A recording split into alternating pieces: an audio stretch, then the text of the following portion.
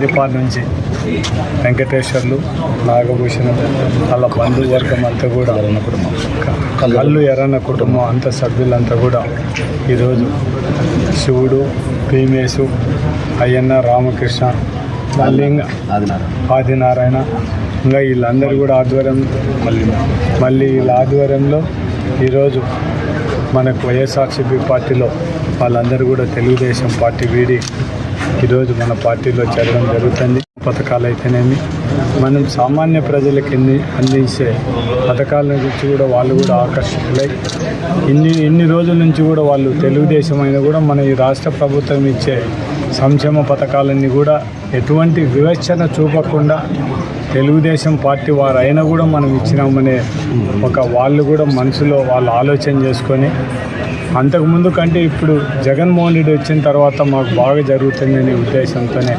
వాళ్ళందరూ కూడా ఒక నిర్ణయం తీసుకొని ఈరోజు మన పార్టీలో చేరడం ఒక విధంగా వాళ్ళందరినీ కూడా కల్లు ఎర్రన్న కుటుంబాన్ని వాళ్ళ సభ్యులందరినీ కూడా ఈరోజు మన పార్టీలో చేరి వాళ్ళందరినీ అభినందిస్తూ మన ఇక్కడ అందరికీ కూడా ఈరోజు ఈ రాష్ట్ర ప్రభుత్వం జగన్మోహన్ రెడ్డి నాయకత్వంలో ప్రజా సంక్షేమం అంటే పేద ప్రజలకు సంబంధించిన విషయం ఏం చేయడానికి ఉంటే అవన్నీ చేయడం జరుగుతుంది.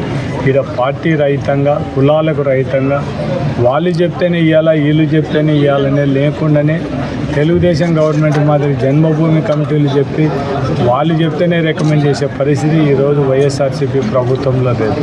అంటే అర్హత కలిగిన ప్రతి ఒక్కరు గ్రామ సచివాలయం అయితేనే వాలంటీర్ వ్యవస్థల ద్వారా ఎవరైతే అర్హత కలిగినారో వాళ్ళకందరికీ కూడా మనం అన్ని సంక్షేమ పథకాలు ఇవ్వడం జరుగుతుంది. అంటే ఇక్కడ మనం కులాలు కానీ, మతాలు కానీ, లేకుంటే పార్టీలు కానీ చూడకుండా ఇవ్వగలుగుతాం. అంటే 100కి ఈ రాష్ట్రంలో 84% సంక్షేమ పథకాలు ఈ రాష్ట్ర ప్రభుత్వం నుంచి ప్రజలకు అందుతున్నాయంటే ఒక్కసారి మొత్తం ఈ ప్రభుత్వం నుంచి జగన్మోహన్ రెడ్డి అయిన తర్వాత 84% మనం ఇవ్వడం జరుగుతుంది. కాబట్టి ప్రజలందరూ కూడా ఒక్కసారి ఆలోచించమని విజ్ఞప్తి చేస్తూ ఈరోజు పెద్ద ఎత్తున మన పార్టీలో వాళ్ళందరూ చేరడం మనకు ఒక విధంగా మనకు మంచి పరిణామం. ఖచ్చితంగా ఈ పాణ్యం నియోజకవర్గంలో మరొకసారి 2024లో కూడా గెలుస్తాడనే ధైర్యం మాకు అందరికీ కూడా ఉంది. అదేవిధంగా ఇక్కడికి వచ్చిన మన వాళ్ళందరినీ కూడా కోరేది ఒకటే, ఎమ్మెల్యేకి ఒక ఓటు, ఎంపీకి ఒక ఓటు. పాణ్యం నియోజకవర్గం నుంచి నన్ను, అదేవిధంగా నంద్యాల పార్లమెంట్ నుంచి పోచా బ్రహ్మానంద మా ఇద్దరు కూడా ప్రాణ గుర్తు పైన ఓటు వేసి మా ఇద్దరిని గెలిపించవలసినగా వీళ్ళందరినీ కోరడం జరిగింది.